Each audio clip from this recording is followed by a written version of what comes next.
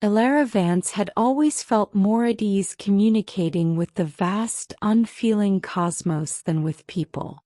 The remote observatory perched atop a rugged hill in a small, quiet town had become her sanctuary. Every night she pointed her telescope toward the heavens, deciphering the silent language of stars, planets, and galaxies. Her days were quiet, her nights filled with the hum of distant celestial bodies, and she preferred it that way. The outside world, with its noise and unpredictability, felt overwhelming. In this solitude, Elara's world was precise and predictable. She could calculate the trajectory of a comet or map the intricate details of a star cluster with a clarity that eluded her in everyday interactions. People often described her as brilliant but aloof. Few knew that beneath her composed exterior lay a deep unease, a struggle to navigate the messy, unpredictable emotions that came with human connection. On a rare occasion, the observatory opened its doors to the public for a stargazing event. Locals and travelers gathered, their voices blending into a murmur of excitement as they gazed through telescopes and listened to Elara's hesitant explanations of the night sky. She spoke in concise, scientific terms, keeping her personal thoughts hidden behind a veil of professionalism. Among the crowd that evening was Julian Jules Moreau, a young artist who had wandered into town in search of a fresh muse for his work. Jules was a stark contrast to the subdued atmosphere of the observatory. Dressed in a colorful scarf and carrying a weathered sketchbook, he seemed like a burst of energy in a space designed for quiet contemplation. Jules's attention wasn't on the telescopes or the scientific jargon. It was on Elara. There was something about her quiet intensity, the way her eyes lit up when she described the stars, that fascinated him. He approached her with his usual disarming smile and an enthusiastic barrage of questions, his curiosity spilling out before he could filter it. Elara, unprepared for his vivacity, responded in measured tones, trying to deflect the attention back to the stars. But Jules wasn't deterred. "You must love this view," he said, gesturing toward the vast expanse above them. "Do you ever think about how it makes us feel so small, yet so connected?" Elara blinked, startled by the unexpected sentiment. She was used to questions about celestial mechanics, not existential musings. Her initial instinct was to brush him off, but there was something in his eyes, a genuine fascination, that made her hesitate. As the event ended and the crowd dispersed, Elara returned to her telescope, eager to retreat back into her structured world. But Jules lingered, sketching the observatory under the starry sky. His presence, though uninvited, seemed to awaken something in the stillness, a hint of unpredictability that both unsettled and intrigued her. That night, Elara stared through her telescope at a newly discovered constellation, her mind unusually distracted.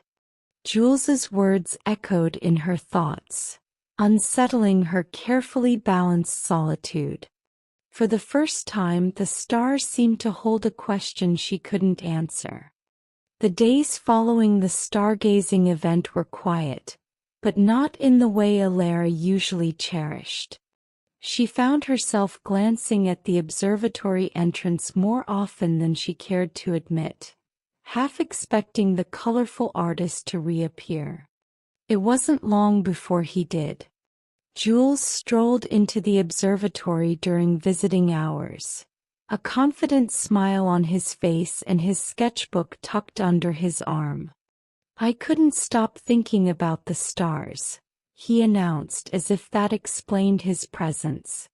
Elara looked up from her work, her carefully maintained calm faltering. Visitors weren't unusual, but there was something disarming about Jules's energy. "I hope you don't mind," he added, holding up his sketchbook. "I thought you might like to see this." He flipped it open to reveal a charcoal sketch of the night sky above the observatory, complete with a faint silhouette of Elara at her telescope. The detail was stunning, the strokes alive with motion and emotion. Elara hesitated. Compliments didn't come easily to her, but she couldn't deny the talent in front of her. "It's accurate," she finally said, immediately regretting the coldness of her tone. Jules only chuckled. "Accurate? I'll take that as high praise from an astronomer," he replied, his easy humor catching her off guard. Despite her instinct to retreat, Jules had a way of slipping past her defenses. He began visiting regularly, sometimes with new sketches, other times just to ask endless questions about the stars. He had a knack for finding beauty in details Elara had long stopped noticing. The faint glow of a nebula, the hum of the observatory's equipment, the way her eyes lit up when she spoke of a new discovery. Though she resisted at first, Elara found herself opening up, their conversations shifting from awkward exchanges to something resembling ease. Jules was like a comet blazing through her carefully ordered world, leaving traces of light in his wake. Elara walked into the observatory's main hall one evening to find a small canvas propped against her desk. Her heart skipped. Jules. His visits had become less frequent as of late, and though she told herself it didn't matter, the empty silence of the observatory had felt heavier. The painting took her breath away. It was her constellation, the one she'd discovered months ago, brought to life with Jules's vibrant brushstrokes. The stars were rendered as glowing orbs of gold, connected by faint lines of shimmering silver. In the corner, Jules had written a note, but it wasn't in plain text. Instead, it was in the form of a cryptic pattern, a mix of dots and symbols resembling star charts. Elara frowned. Riddle? She had spent years mastering the language of the cosmos, yet this felt like an entirely new challenge. Intrigued, she carefully studied the note, tracing its patterns with her fingers. Something about it stirred a distant memory, but the meaning eluded her. The next day, Jules appeared at the observatory, his easy smile in place. Elara was ready, the painting tucked under her arm. "What does this mean?" she asked, holding up the canvas. Her voice was sharper than she intended, her confusion mingling with frustration. Jules hesitated, his expression faltering for the first time. "It's my way of saying something I wasn't sure how to put into words," he said softly. Elara crossed her arms. "Why not just say it plainly?" The tension between them was palpable, the unspoken feelings hanging in the air. Jules sighed, running a hand through his hair. "Maybe I thought you'd understand better this way." For the first time they seemed miles apart, their connection tested by misunderstanding. Elara couldn't shake the tension from her conversation with Jules. The painting, now resting on her desk, seemed to watch her, its shimmering stars a reminder of her failure to understand his message.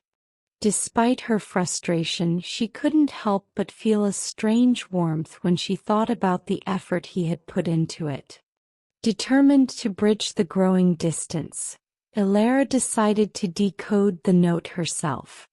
She pored over her star charts, cross-referencing the symbols with constellations and celestial events. Hours stretched into the night, and just when she was ready to give up, a pattern emerged. It was a phrase, simple yet profound. "You illuminate the universe for me." The message sent a flutter through her chest. She hadn't expected Jules to express such a sentiment. For a moment she felt vulnerable. What if she couldn't reciprocate? The next evening, Alara found Jules at the observatory entrance, staring up at the stars. His usual playful demeanor was subdued, replaced by quiet contemplation. Gathering her courage, she approached him. "I cracked your code," she said softly. Jules turned, his expression unreadable. "And it's beautiful," she admitted, her voice trembling slightly. "But I'm not good at this, at people." Jules smiled gently, the tension easing. "Neither am I really. I just paint what I feel. Maybe we're more alike than you think." That night they shared a telescope, their conversation interspersed with long, comfortable silences. As the stars moved across the sky, they found themselves moving closer, both physically and emotionally. Weeks passed and their bond deepened. Jules became a regular presence at the observatory, and Alara began to anticipate his visits with a mix of excitement and nervousness. Their connection grew stronger, built on mutual respect and shared wonder for the universe. One day, as Alara was cataloging data, she received an email from a prestigious research institute. The subject line made her heart stop. "Offer of appointment, lead researcher." The position was a dream, a state-of-the-art facility with resources that could elevate her career to new heights. But it came with a catch. The institute was thousands of miles away, far from the quiet town and the vibrant artist who had become her anchor. Alara felt a knot form in her stomach. She didn't tell Jules immediately, unsure how to broach the subject. As the days passed, her hesitation created a noticeable distance between them. Jules, ever perceptive, sensed her withdrawal but didn't press her. One evening, as they watched a meteor shower together, Jules finally asked, "You've been distant. Is something wrong?" Alara hesitated, her gaze fixed on the streaks of light across the sky. "I got an offer. A big one." He paused, searching for the right words. "It's everything I've ever worked for." Jules's smile faltered, though he tried to hide it. "That's incredible, Alara. You deserve it." But his words carried an unspoken question. "What does this mean for us?" Alara couldn't sleep that night. The weight of the decision pressed heavily on her, pulling her thoughts in conflicting directions. She knew how much the opportunity meant for her career, yet the idea of leaving Jules left her feeling hollow. The next day, Jules arrived at the observatory with a small package. Inside was a painting of the observatory under a night sky, the stars forming the outline of two figures standing side by side. "This is how I see us," he said simply. Alara felt tears prick her eyes. "Jules, I'm terrified. I don't want to lose what we have, but I also don't want to regret not taking this chance." Jules took her hands in his expression earnest.